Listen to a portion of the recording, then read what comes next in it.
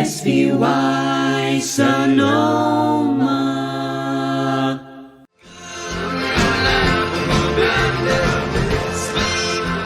Wouldn't it be nice if we could live together? There's more than one meaning to that one.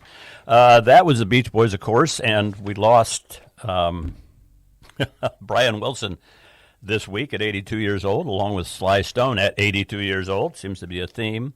That song has, that was from the Pet Sounds album, and of course it's got a big Phil Spector wall of sound to it. Terrific song, and a good introduction to our next guest, who is Lindi Gallagher. Good morning. Good morning. Come a little closer to the microphone, or pull it a little closer to you. Lindi is a CCHT and CBT, and she has a business of Sonoma Hypnotherapy. So let's start off with, what is a CCHT and a CBT? You bet. It's a bunch of acronyms, a bunch of letters. And I'm a certified clinical hypnotherapist and a cognitive behavioral therapist. I understand the hypnotherapist part, but tell me about the cognitive behavioral part. That is an alignment with what kind of behaviors do we align or put with the hypnotherapy as we're going through and making changes. So there's small things that we recommend, that I recommend, to be used to just bring the conscious mind into a more present state of making a switch. For example, a habit, removing the habit of maybe biting your nails. You could be more aware of when that happens, and I'll offer some behavioral changes to support that. So having cognitive awareness of what you're doing. Correct. Basically, and then trying to help make the changes with that. Right.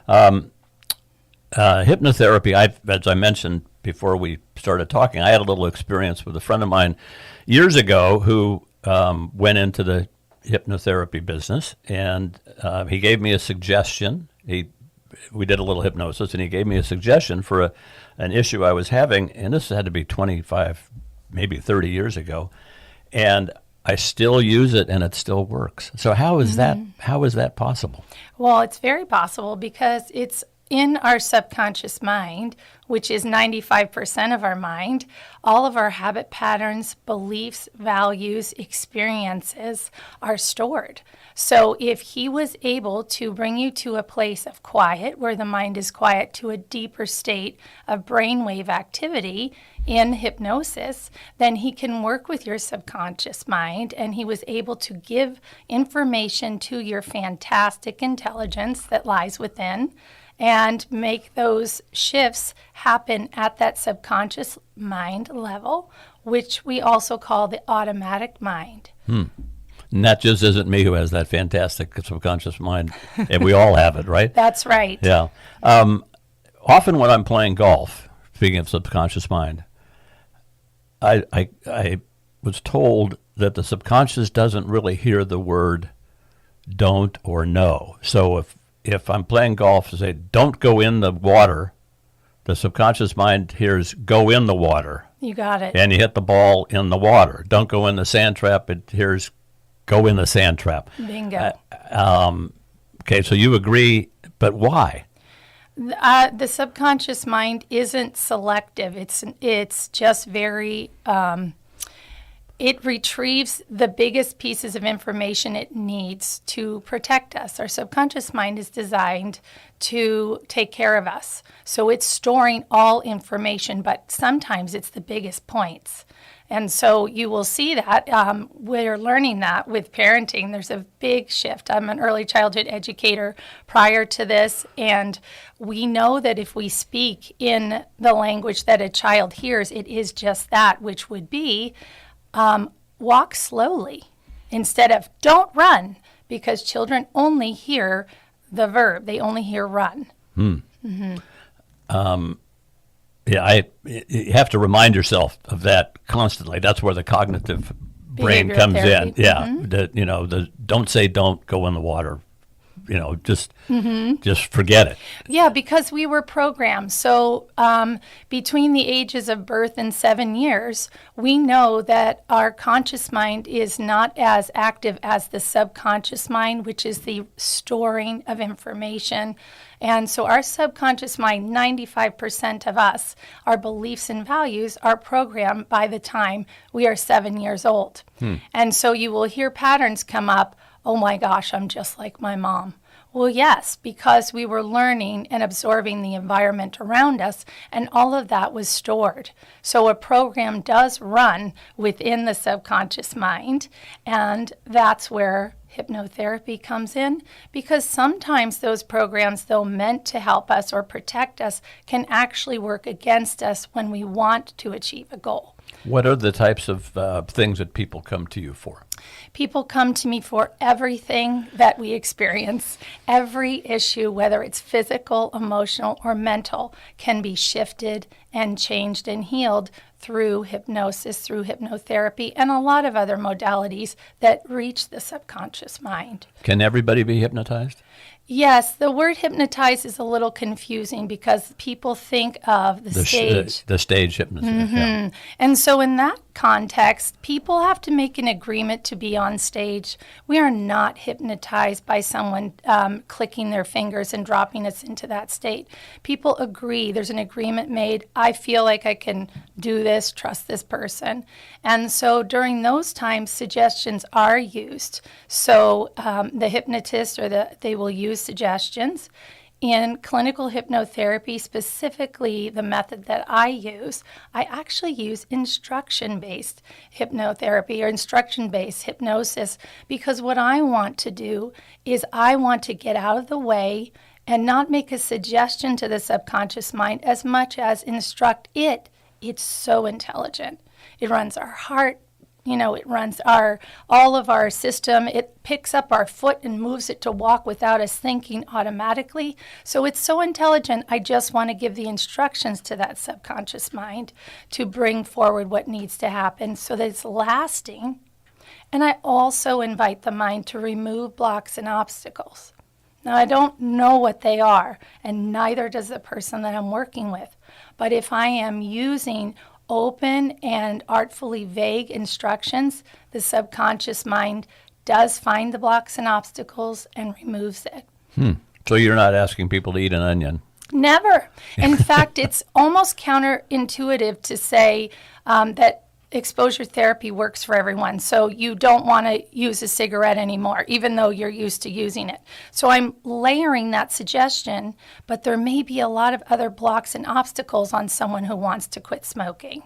And so me telling them, you hate the taste of cigarettes, that suggestion might work. However, there might be more blocks and obstacles that have nothing to do with the flavor of the cigarette. So that's why sometimes it will come back.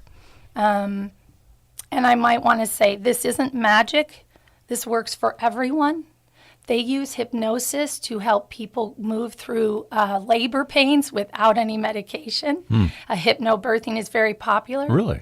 People are even have gone through surgeries. You can Google and look through medical procedures without the use of medicine, just with hypnosis. Because when we are in that very quiet state, when our mind, our subconscious mind, very much like a sleep state, is open, it will receive in the information the way that it wants to. And those words are very important, in the way that it wants to. Mm-hmm. So we're not turning somebody into a permanent actor on stage, but they may play that part for a little while. But yet the mind, if it wants to, it could continue doing that even after the suggestion. So what is the process if I were to come to your office, and we're not going to talk about what it costs or anything like that, but because we can't. But I make an appointment. I come to your office. The session is how long, and what do I go through to what am I going to experience? Yeah, sure. So usually, always, we do a consultation first. There's a lot of thinking and processing what hypnotherapy is about. So I like to do just about a 15, 20-minute consult. And on that day, I share what the process is and how it works so well.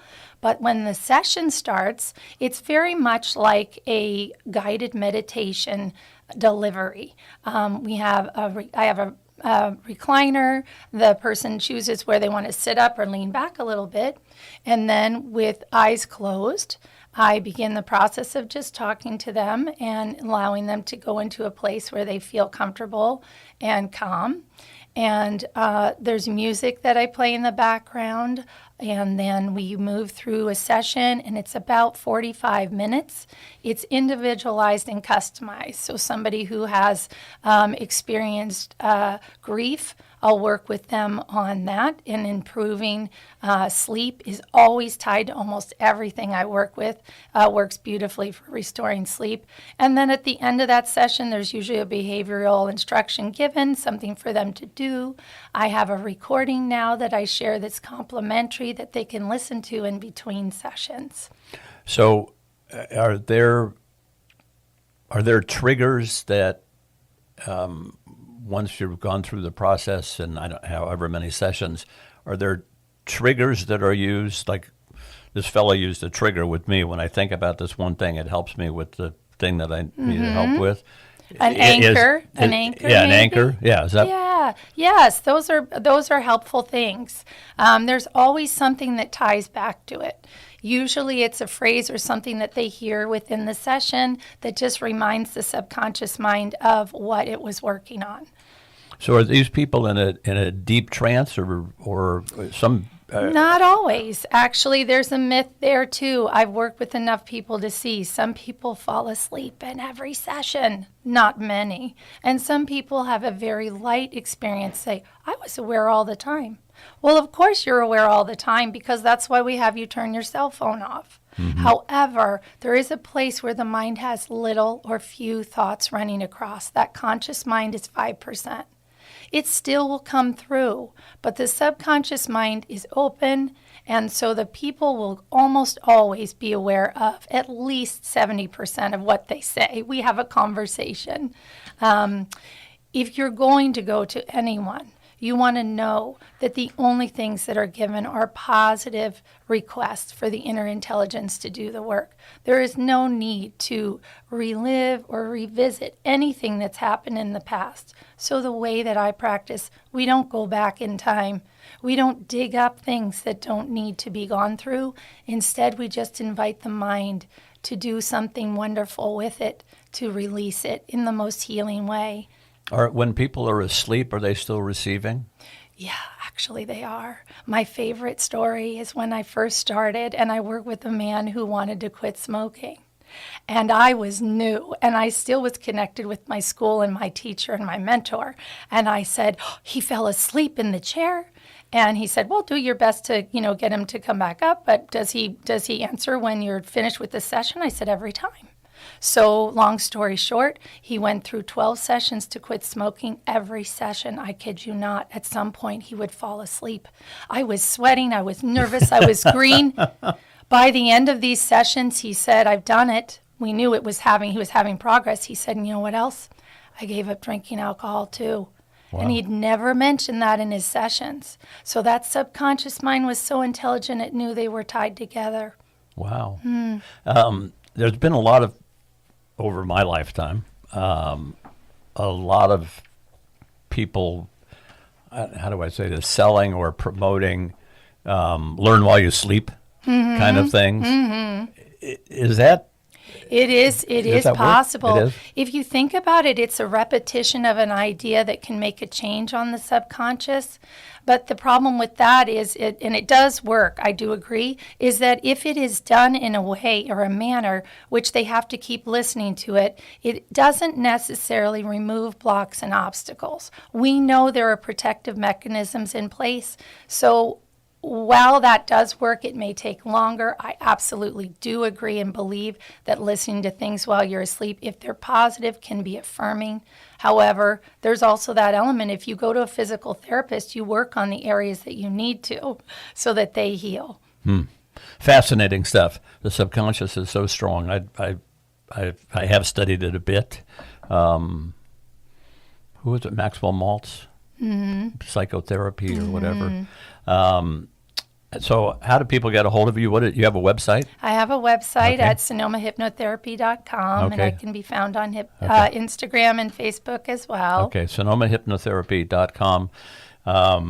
Lindi Gallagher, I wish you much success and helping people here in Sonoma take care of their issues. Thank you. Absolutely. It's a pleasure to be here. And I just want to say one of the biggest things I notice is that people have a shift to come from stress. Stress and anxiety are something that are very easily shifted through the subconscious. Well, I tell you what, it's a very stressful time. It is. It's extremely stressful time. But we'll all get through it, and maybe you can help. Thanks so much. Thank you. Appreciate your being here. And we'll be right back with George McHale here on KSVY 91.3 with the Win Master, Rick Wynn, right after we take our obligatory break. You've been listening to The Morning Show.